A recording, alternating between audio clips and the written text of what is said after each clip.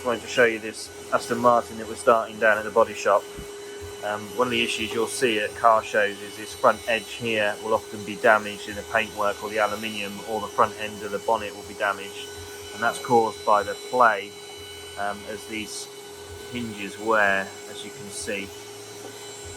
So we don't really want to replace the hinges because they're stamped to the car, so we want to keep the original hinges, but we need to take that play out. So what we do is we use these shims, different size shims, and we just put them inside, and then we can get rid of all that play, so it opens and closes really nicely, and it's back to working order, and then we don't have any issues with the paintwork. We can line it all up and that gap will stay the same then. It's a small detail, but it's worth doing. Then we can, once we're shimmed up, we can take it all off, clean up this hinge, blast it, paint it, and we know that the bonnet is going to line up and the gaps will be spot on.